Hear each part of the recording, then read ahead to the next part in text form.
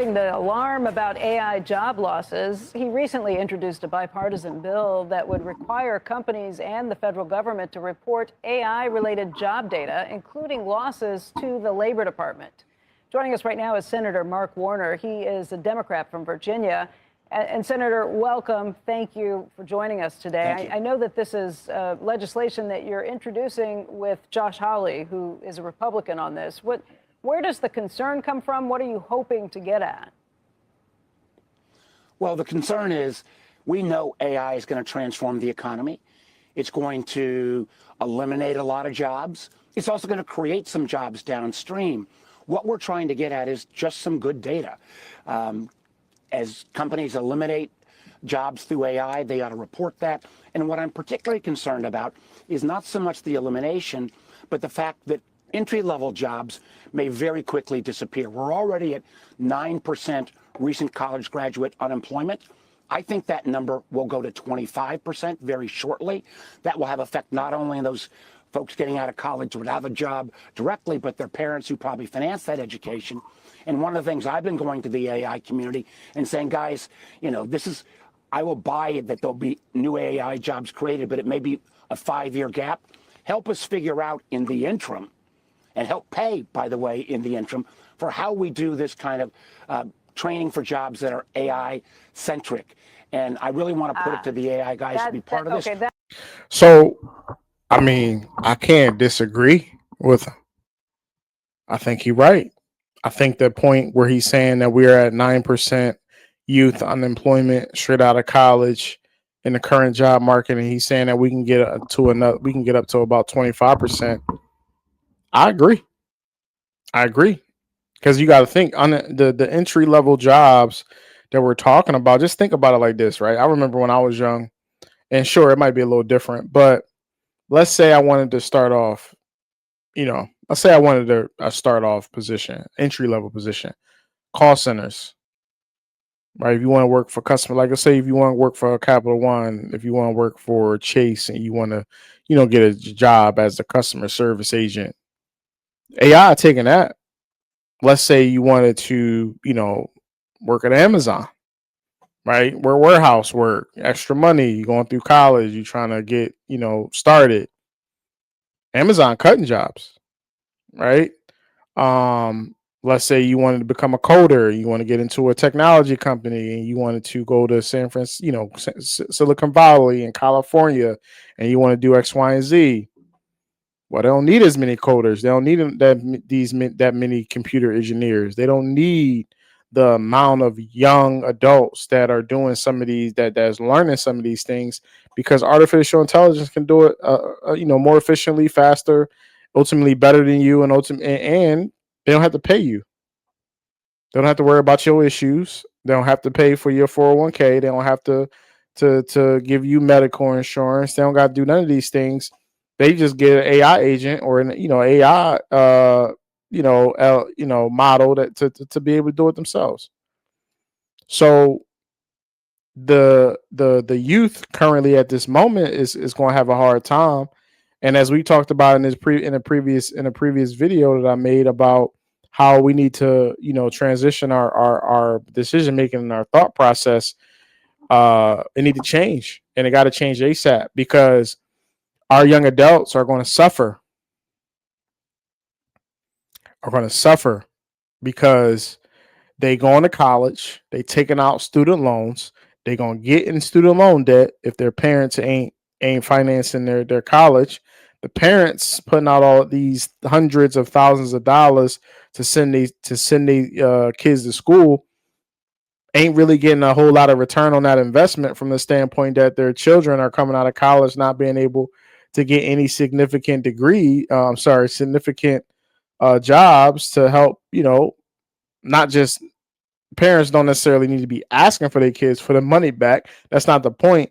But from a business perspective, if I'm going to invest in you, I want to see the return, not necessarily in my pocketbooks, but I want to see it in yours. Right. So we ultimately, as parents, want the best for our children and want their lifestyles to be better, if not at our level, if not better than where we are. So when we say I'm going to help you with your tuition or your books or etc., room and board, whatever that looks like, I'm then also expecting a certain level of return when it comes to your future and ultimately your job opportunities. So it's an issue, and AI is going to take more jobs than we have seen, I would say, over the last quarter century, um, in our lifetime. But it all starts with That's what I data. was getting at. This idea that you report it and then do what? But your plan is you are going to charge who for the training on this? The No. AI guys. Who What are I'm they? saying is this. I'm saying we can go down all of the AI entities who will acknowledge, many of them acknowledge this level of job dislocation. They will say, as everybody on the show says, government will screw it up. Well, I'd say you're right. Well, last time we did a massive job retraining program in the early 90s with Trade Assistance Act, it didn't work. But let's go to the AI community and say, work with us. And frankly, let's put in place this retraining program so that as AI jobs come about, we don't have this level of, particularly coming out of college, job loss. I already know all the big banks are cutting their internship programs, their hirings in half. They intend to cut again next year. And my feeling is if we eliminate that front end of the pipeline, how are people ever going to get to that mid-career spot? Okay, I think the AI guys I bear agree with you on responsibility. your concern about what happens to entry-level jobs, 100%, but you're already wrapping it up with this idea that, and we're going to make you pay to retrain. That makes me think you are instead of going to be shining light on what's happening with this situation, you are only going to encourage companies to be less honest and less open about what's happening, when the answer is you're going to pay, we're going to tax you, we're going to come at you to make sure we fix this. No. What I would say is this. You got to start with good data. We don't have any of that data right now. Two, if you go to 25% recent college graduate unemployment levels, this will be the dominant political issue in 26 and 28. Agreed. I think, and government's response ought to be, how do we actually work with the AI community and say, you guys help us figure out what that job training, retraining program looks like. We clearly, if we go way back in time 3 years ago, and we thought, well, at least everybody ought to be a coder, that didn't end up being the right thing. I really want to get engaged with the AI community, and I've been talking to, we all know the names, right. I've been talking to a lot of them, how we could design something that would get us through this transition. I accept the fact there may be AI jobs coming down the line, but there's going to be this gap, and I think the AI community ought to have some responsibility on helping us figure this out. So the problem that I already see with this, and I think Becky started to mention it, is if you're going to start to penalize businesses for not reporting AI losses, they're just not going to report. They're just not going to send you the actual honest report. They're not going to tell you that these job losses were, due to AI. They're going to just say that these job losses were, due to, cost efficiencies and, different terms that's not necessarily justified to show that it's technically artificial intelligence. Like we just understand that from a PR perspective, then I can just, sugarcoat this thing to show the different reason, and it's not necessarily a lie because it could be true. Two things could be true at the same time. You could say that it's not AI, it's something else, but in reality, AI is, is doing part of that person's job, right? So, I understand, the thought process behind it. He's trying to figure out a way for companies to report why they're cutting jobs, and specifically cutting it because of artificial intelligence, that can do the work for these companies. He also mentioned retraining people to be able to learn new AI positions. I don't think that's necessarily a bad thing. I just don't know how the government gets involved, and then create programs and create funding or maybe incentives for these businesses to show reporting AI losses. Just don't see it working ultimately in the grand scheme of things. Senator, I think the question that Becky's got into in a very good way is it would be one thing if you said, look, we just need to understand the data and we need everybody to report. And then there's a question of how everyone's going to report, what that's going to look like, who's actually going to track all of this and that and the like. And then there is this question, which Becky went straight to, which you've gone to, which is what does that data effectively get used for?